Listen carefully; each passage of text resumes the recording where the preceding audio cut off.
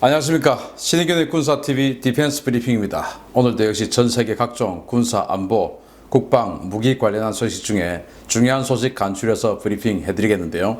오늘은 우리나라 군대, 우리 군 소식이 꽤 있습니다. 기대해 주십시오. 첫 번째 소식입니다.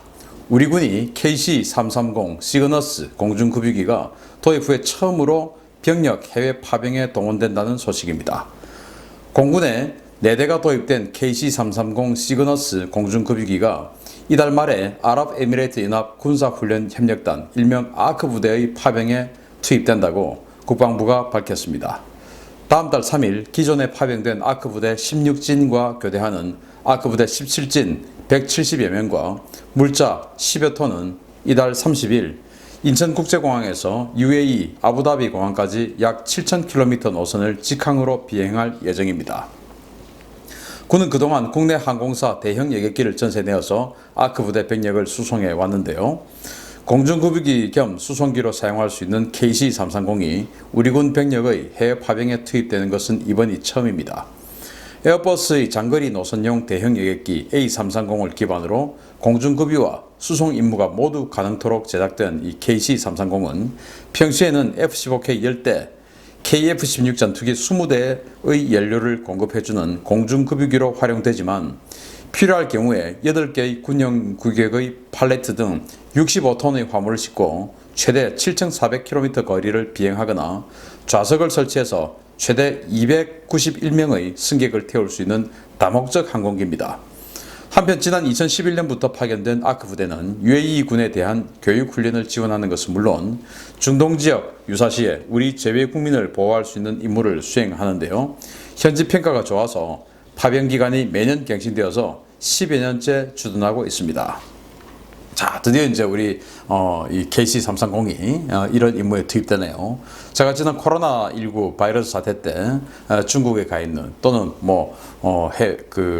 일본 이런 다른 지역에 가 있는 우리 교민을 대규모로 수송할 때 비행기 못 구해서 어쩌고저쩌고 이러던데 아니 왜 이 KC-330을 운영하지를 않나. 이 KC-330 우리 공군에서 운영하고 있는데 바로 동원하면 되는데 라고 했더니 아니 공중급유기가 급유를 해야지 뭘 그걸 하냐 라고 하던데 정말 이 KC-330의 도입 근원을 이제 모르시는 분들이 하시는 말씀이죠. 그래서 이 KC-330은 에어버스에서 만든 대형 항공기예요. 그러니까 보잉 747처럼 이 장거리 노선, 미주 노선, 유럽 노선 이런 거 뛰는 그런 대형 항공기입니다. 여기다가 이제 연료를 많이 넣어서 공중급유를 해주는 이런 시스템인데 말씀드렸듯이 이건 이제 평소에 수송기 용도로 쓰는 거예요. C가 카고 아닙니까? 수송기. 그래서 평소에는 만약에 공중급유 용도로 안 쓰면 65톤의 화물을 실을 수 있습니다. 65톤 대단하죠. 왜냐하면 이 C130이 22톤 정도를 실을 수 있으니까 이거는 C130의 한 3배 정도의 화물을 실을 수 있어요. 그리고 그 C17 같은 경우가 한 70여 톤 실을 수 있으니까 거의 C17에 근접하는 정도의 화물을 실을 수 있어요. 물론 동체 형상이 C17이나 이런 것들처럼 탱크, 장갑차나 이런 것들을 집어넣을 수 있게끔은 설계가 안 되어 있습니다만은 어쨌든 그렇게 집어넣을 수 있습니다. 그리고 대형 장거리 여객기다 보니까 291명의 여객을 실어 나를 수가 있어요. 그러니까 공중급유기가 우리가 전쟁하지 않는 다음에야 한두 대 정도 뺄 수 있는 거는 사실은 예반장이죠. 그래서 그때 이제 공중급유기 왜 안 보내냐 이제 이런 식으로 이야기를 했었는데 그때 무슨 공중급유기가 거기 가냐라는 말씀을 하시던데 그러면 이제 이게 왜 갑니까? 가면 안 되죠. 가도 됩니다. 전쟁이라는 것이 징후가 있기 때문에 그 한 2, 3일 내에 전쟁 징후가 없으면 왔다 갔다 해도 되는 겁니다. 자, 그래서 여기다가 이제 우리 아크 부대 170여 명을 태우고 그들의 짐, 화물 한 10여 톤 싣고 이렇게 가겠다는 건데 제가 이제 이 공중급유기 사업할 때 이 KC-330의 경쟁자가 미국의 KC-46이었어요. 그런데 어떤 분들은 저보고 이제 미국 무기빠라고 하던데 저는 미국 무기빠는 맞습니다. 왜 맞냐? 미국 무기가 좋기 때문에 그렇습니다. 항상 전쟁을 해왔고 또 많이 생산하기 때문에 가격이 싸고 또 많이 생산하고 오랫도록 생산하기 때문에 부품 공급이 잘 되고 해서 좋습니다. 그런데 그렇다 하더라도 저는 미국 무기보다 더 좋은 게 있으면 그걸 더 좋아합니다. 예를 들어서 바로 이겁니다. 당시 KC-46은 신뢰도가 없었어요. 왜냐? 아무데도 배치되지 않았으니까 한국에 처음으로 배치하겠다는 거였어요. 지금도 아직 지금 뭐 신뢰성이 제대로 해결이 안 된 상태거든요. 그래서 신뢰성 없어, 안 돼.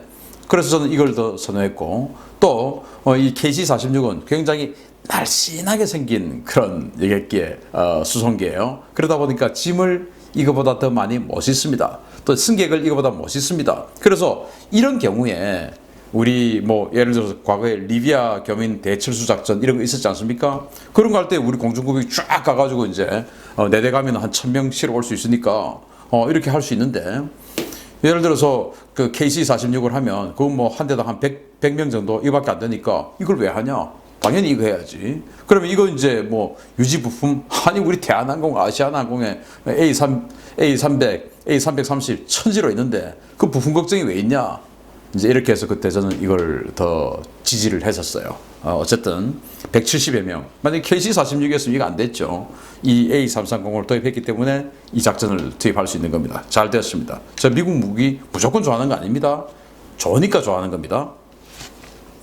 자, 우리나라의 KFX 공동개발 파트너로 이름을 올렸지만 예산 부족을 핑계로 분담금 납부를 거부하고 연구 인력도 철수시킨 인도네시아가 덴마크에서 값비싼 방공 호위함을 구입한다는 소식입니다. 인도네시아가 지난 4월 30일 덴마크와 신형 방공 호위함 건조를 위한 예비 계약을 체결하고 세부 협상에 들어갔다고 현지 언론들이 일제히 보도했습니다. 이 계약에는 인도네시아 국방부와 국영조선소, 덴마크 조선소 등이 참여했는데요.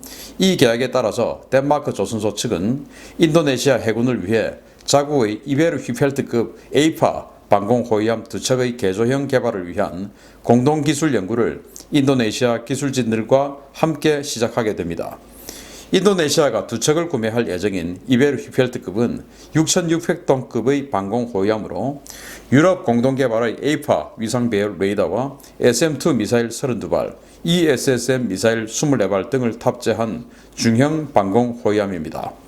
최근 인도네시아는 최소 7억 2천만 달러의 이번 호위함 계약을 포함해서 네덜란드제 시그마급 스텔스 호위함, 미국제 F-16V 전투기, 또 프랑스제 스콜펜급 잠수함, 러시아제 BMP-3 장갑차 등 수십억 달러 규모의 해외 무기 도입을 진행 중입니다.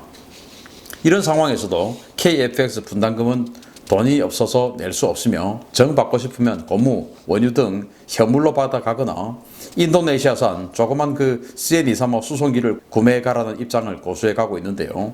이와 관련해서 우리 국방부는 어떤 입장인지, 이런 상황을 알고나 있는 건지 궁금합니다. 자, 이게 참 잘생겼죠? 바로 덴마크에서 만든 이베르 휘펠트급 방공 호위함이에요. 여기 보면 이제 이 에이파라고 하는 이 레이더가 돼 있고, 이게 이제 요격 체계인데, 우리 KDX-3 세종대왕급 할 때 이지스로 할 거냐, 에이파로 할 거냐, 이게 뭐 에이파가 더 좋다, 이지스가 좋다, 뭐 밀리터리 마니아들 사이에서 엄청나게 공방전이 벌어졌었어요. 왜냐면 이제 에이파가 더 신형 레이더니까 이게 더 좋다는 거죠. 근데 이제 알고 보니까 지금 보니까 다 꽝인데, 사실 그리고 나서 이제 이 여기는 스마트 L, 우리 독도함에 장착이 되어 있는 스마트 L 레이더, 이거로 이제 장거리 탐색을 하고, 이 한 400km 탐색이 되니까, 그리고 이제 여기에는 이 에이파, 이게 이제 한 150km 거리에서 요격을 할 수가 있거든요. 그래서 이 에이파로 요격을 하고, 이제 이런 시스템인데, 우리 KDX-3 이지스함 대신에 이 에이파를 할 뻔했을 정도로, 경쟁을 붙였을 정도로 대단히 당시 2000년대 초반에는 각광을 받던 시스템이었어요. 뭐 그 유럽 나라들은 특히 이제 북유럽, 덴마크, 네덜란드 이런 나라, 독일 이런 나라들 이 에이파를 선호를 당시 이제 했었는데, 이 가격이 당연히 비싸겠죠. 그래서 그런데 이제 놀랍게도 이 2척을 지금 도입하는데 7억 2천만 달러. 그러면은 뭐 한 8천억 원 좀 넘겠죠. 그럼 어떻게 8천억 원 넘는 돈으로 이런 방공함 2척을 살 수 있을까? 이게 이제 8천억 원이 이 배 건조 가격이 아니고, 네덜란드 이 조선소로부터 이 기술을 도입하고 그 기술 지원을 받아서 인도네시아에서 현지 생산하겠다 이거예요. 그러면 기술료, 그리고 여기 들어가는 에이파, 스마트 L 이런 전투체계, 이런 그 광급 장비의 가격 플러스 기술료, 이게 이제 이 덴마크의 조선소가 받아갈 가격, 즉 7억 2천만 달러고, 여기에 이제 뭐 철판 또는 뭐 인건비, 마진 이런 것들은 이제 인도네시아 조선소가 하니까 다 합하면 이제 10억 달러가 1조 원 넘는 그런 훨씬 넘는 가격이 되겠죠. 두 척이니까. 그런데 이게 또 과연 인도네시아가 정말 기술 이런 그 선행 계약을 하고 나서 나중에 기술 조금 받아가다가 나중에 또 이제 우리 KFX처럼 이런 식으로 뒤통수를 칠지 알 수는 없습니다만은 아무튼 우리 209급 잠수함 대우조선해양에서 만든 209급 잠수함 마치 9척 다 할 것처럼 하더니 그거 뭐 세척 계약해놓고 어디 저 프랑스 가서 스콜펜급 사고 싶다 또 이런 식으로 하고 돈이 없다라고 하면서 우리 KFX 돈을 안 주면서 F-16V 전투기 추가 구매하고 뭐 이런 식으로 정말 알 수 없는 행태를 보이고 있는데 우리 국방부가 또 이 KFX 사업단이 지금 인도네시아가 이 이베르 휘펠트 이거 완전히 최신형 방공 호위함 2척 구매한다? 이거 아는지 모르겠습니다. 또 이거만 합니까? 시그마급 스텔스 초계함 이것도 2척을 하죠. 완전히 인도네시아 지금 우리 KFX에 돈을 안 주는 거 그거 빼면 이 인도네시아의 나라의 덩치에 맞는 이런 육해공 전반적인 전력 증강 사업을 하고 있어요. 단지 우리 KFX에 돈이 없다는 핑계로 돈을 안 주는 거 그뿐입니다. 그러면 정말로 돈이 없어서 안 줄까요? 이런 걸 하는데 아니죠. 돈 주기 싫다는 말이겠죠. 빨리 우리 공군에서 우리 방사청에서 인도네시아 정리하고 빨리 커밍아웃 해야 됩니다. 이거 KFX 가격 엄청 오를 수밖에 없다. 이해해달라. 빨리 해야 됩니다. 자, 세 번째 소식인데요. 총입니다. 일반 우리 국민들에게는 잘 알려지지 않았던 중소기업 제품인 골리앗 S&T 모티브를 꺾고 우리군 특수부대에 신형 소총을 납품하는 우선 협상 대상자로 선정됐다는 소식입니다.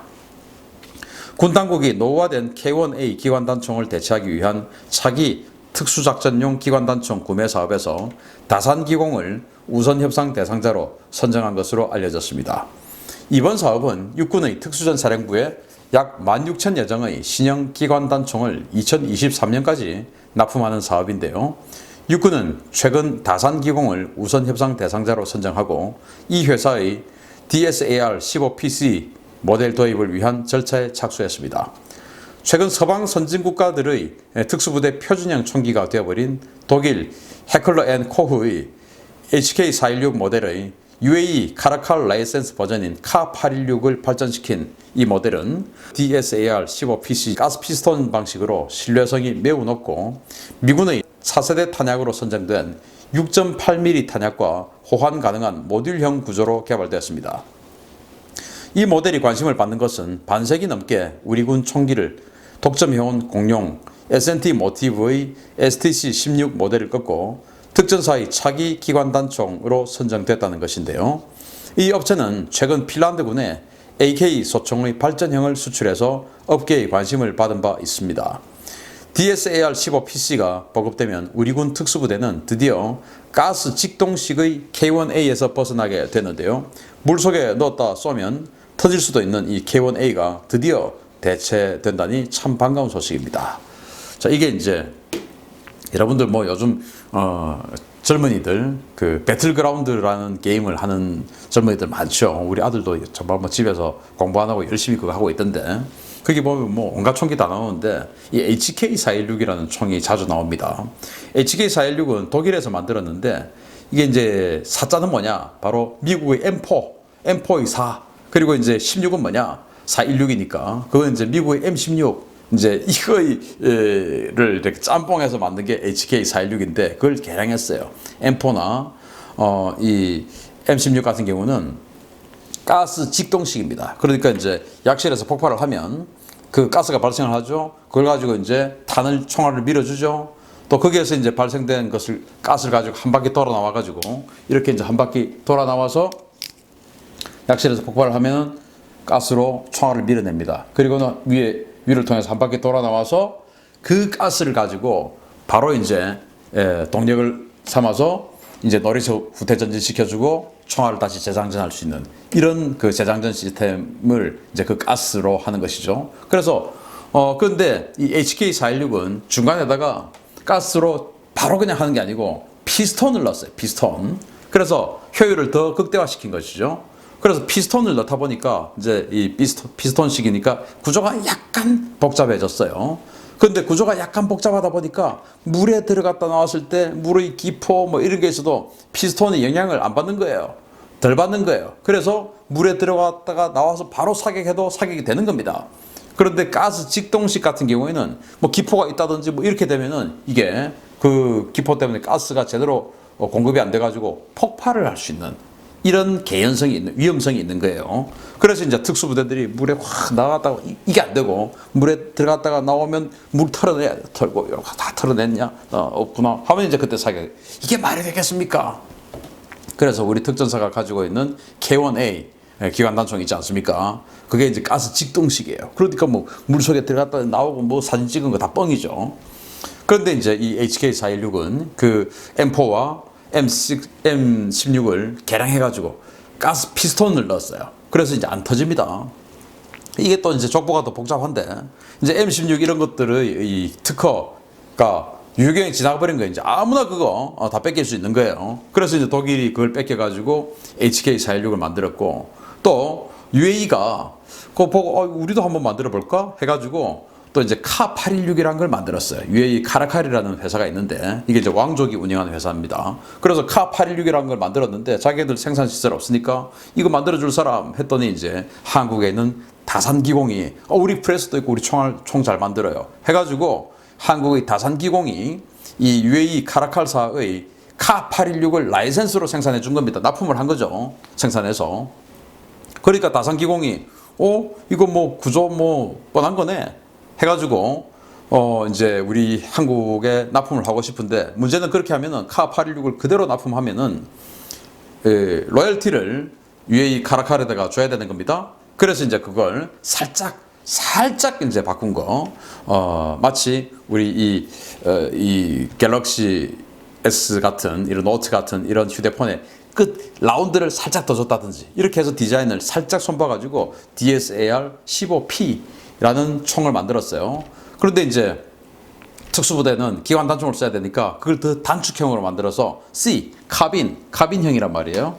그렇게 해서 이제 더 단축형 만들어가지고 이제 K1A를 대체하는 거로 이제 선정이 됐는데 이게 이제 과거 박근혜 정부 때 참수부대 만들었지 않습니까? 그래서 참수부대에 가장 먼저 좋은 총을 지급해줘야 되니까 참수부대용으로 16,000정이 이제 선정이 됐다가 지금 이제 참수부대 없어졌으니까 그냥 이거 가지고 특수부대 우리 특전사에 들어간 1차분이 된 거예요. 이제 우리 해군 UDT나 이런 데서 HK416을 썼는데 기존에 한 450만 원 정도의 납품을 받다가 이 HK416을 납품하는 중간 업자가 이 에이전트가 가격을 확 올린 거예요.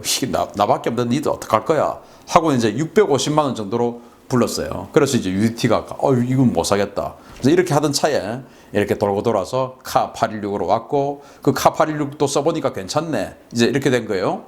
그래서 그러면은 우리 이거 쓰자. 그래서 해군 UDT가 먼저 이 DSAR-15P 또 15PC 이런 거에 이제 먼저 감을 익힌 거예요. 그래서 육군이 보니까 저것도 괜찮네.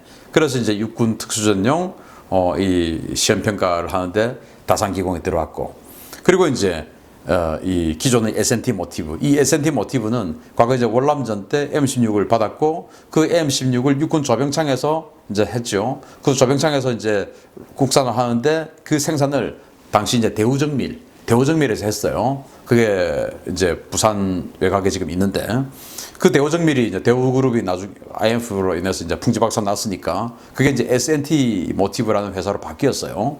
그래서 이제 이 S&T 모티브가 지금까지 해오고 있는데 거의 뭐 우리 한국의 K1, K2, K3, 뭐 K6 뭐 우리가 알고 있는 총 전부 이제 거기서 다 만든 거죠. 그러다가 이제 이렇게 중소기업하고 경쟁 체제가 되어서 졌습니다. S&T 모티브가.